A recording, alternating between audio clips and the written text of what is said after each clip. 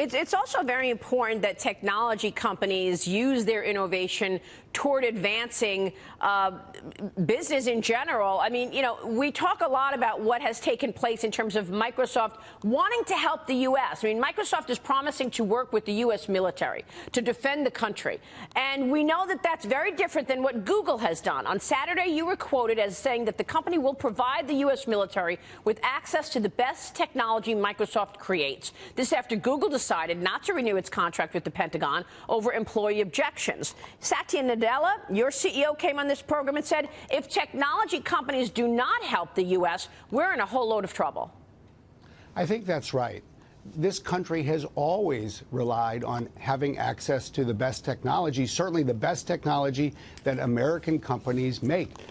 We want this country, and we especially want the people who serve this country, to know that certainly we at Microsoft have their back.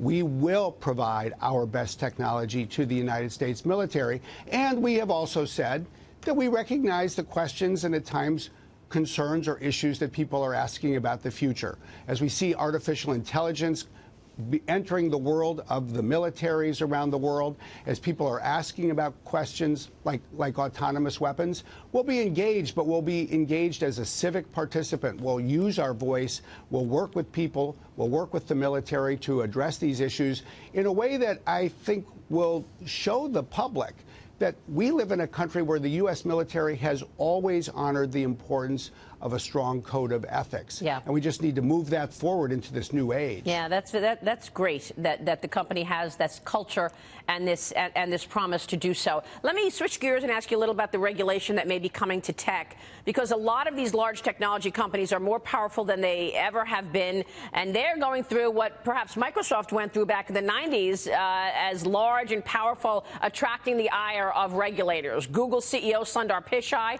set to appear before the House Judiciary Committee next week. He's expected to answer questions over bias, over privacy, potentially censoring conservative thoughts. This comes just 2 weeks after Facebook CEO Mark Zuckerberg failed to show up before a meeting at the UK House of Parliament to answer an inquiry over the spread of fake news on social media. Brad, what are your thoughts on potential regulation coming to technology and how we could see the industry change as a result?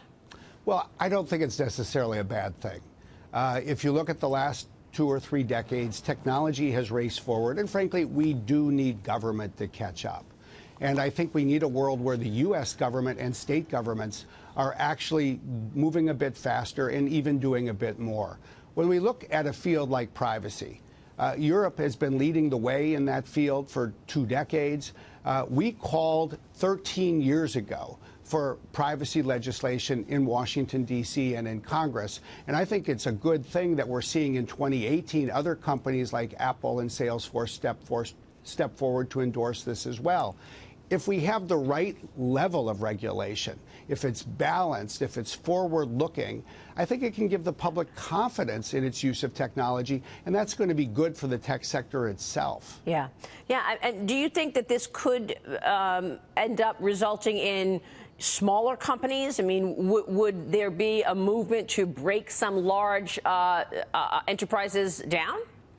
I don't know that I would say that. You know, that's perhaps a different issue. That's up to the antitrust regulators. Yeah. Obviously, that's the work that we had to do 2 decades ago. I think when people are talking today about broader regulation, you know, they're more typically looking at issues like privacy, like cybersecurity, more the kinds of regulations that are more likely to apply to everybody, large and oftentimes small, too. These are very big issues, very big. You know, Microsoft has been doing so well. Congratulations to you and your team. We're watching the company in this 3-way dead heat with Amazon and Apple for the title of the world's most valuable company. This has to make employees feel good, Brad. I think our employees do feel good. You know, this is a marathon. You know as well as anybody. You know, you get snapshots on different days.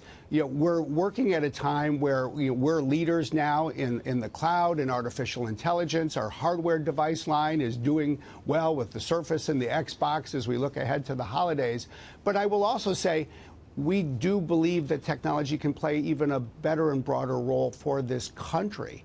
That's one of the reasons that I'm here in Washington, D.C. this week. We're rolling out with telecommunications companies broadband to rural communities that don't have access to it.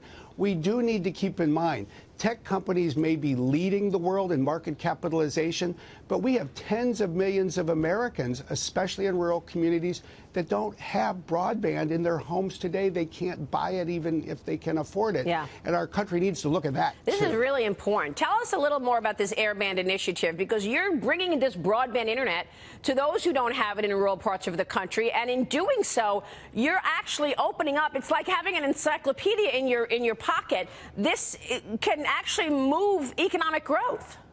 It absolutely can move economic growth. There was a study in Nebraska last year that showed that every time you connect 1,000 new homes in a rural community, you create 80 new jobs. Wow. And what we know today is that we frankly don't have a great estimate in this nation as to how many people are disconnected, but it's in the tens of millions, and that's what we're addressing. We're partnering with telecommunications companies across the country. We're developing new technology. We're now in 220 counties in 16 states. By this time next year, we'll be in 25 states. Think about this as an economic growth initiative for the country. Right. Think about it as something that brings these education and health benefits to everybody. Think about it as something that actually grows our industry. Yeah, it's very because significant. it is opening up a new market. Very significant. Before you go, Brad, we got all this worry. Markets down 800 points yesterday. All this worry about a growth slowdown on the horizon.